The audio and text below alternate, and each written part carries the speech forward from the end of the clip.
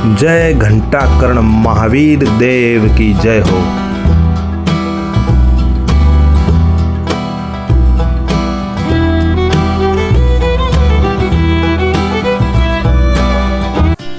नमस्कार मित्रों, आज આપણે પહોંચી ગયા છીએ ગાંધીનગર જિલ્લામાં સાબરમતીના કિનારે આવેલ મોહડી તીર્થ જૈન સ્થળ। જૈન તેમજ જૈનેતર શ્રદ્ધાળુઓ હજારો શ્રદ્ધાળુઓ આસ્થાના કેન્દ્ર પર દર્શન કરવા આવે છે।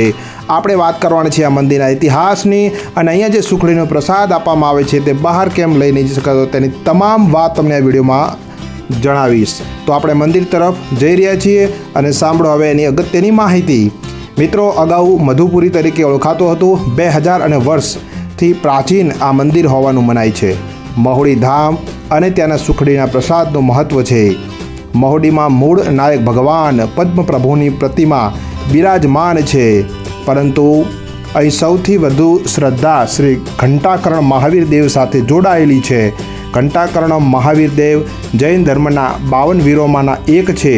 માનવામાં આવે છે કે તેઓ ભક્તોની રક્ષા કરે છે, મુશ્કેલીઓ દૂર કરે છે।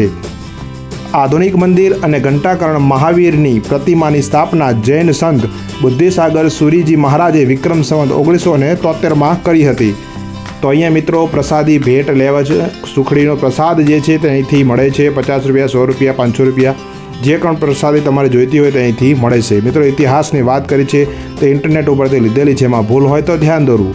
સુખડીના પ્રસાદનું અનોખું મહત્ત્વ છે। મોહડીનું નામ લેતા જ સૌથી પહેલાં સુખડી યાદ આવે છે।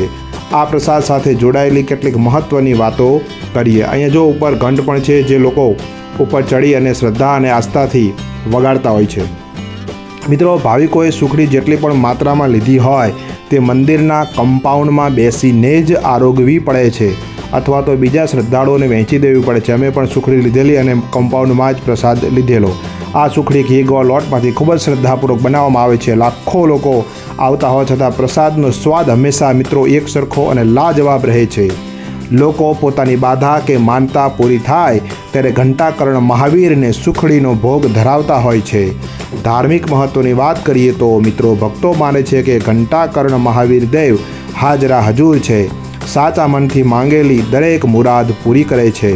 સાબરમતી નદીના કિનારે હોવાથી એનું વાતાવરણ એકદમ શાંત અને આધ્યાત્મિક ઉર્જાથી ભરેલું છે।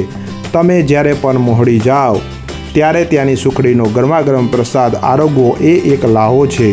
મિત્રો શું તમે ક્યારે મોહડીની મુલાકાત લીધી છે તો કમેન્ટ કરો, જરૂરથી અમને જણાવો। તો આખું પટાંગણ તમને જે છે દેખાડ્યું છું મંદિરનો। આ જે છે એ પાછળનો ભાગ છે, ત્યાં ખૂબ જ સુંદર વૃક્ષો છે, ત્યાં તમે આરામથી બેસી શકો છો, એન્જોય કરી શકો છો, સુખડીનો પ્રસાદ આરોગી શકો છો। ખૂબ જ સારી વ્યવસ્થા છે, ખૂબ જ મોટું જે છે એ પટાંગણ છે।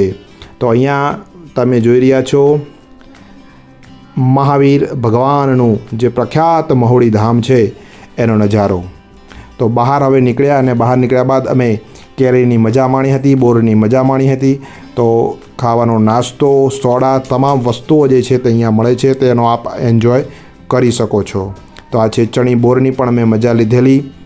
તો આપ જોઈ શકો છો ખૂબ જ મજા આવે છે, ફરવાલાયક સ્થળ છે। તો જરૂરથી અહીંયા પધારજો અને ભગવાનના દર્શન કરી ધન્યતા અનુભવજો।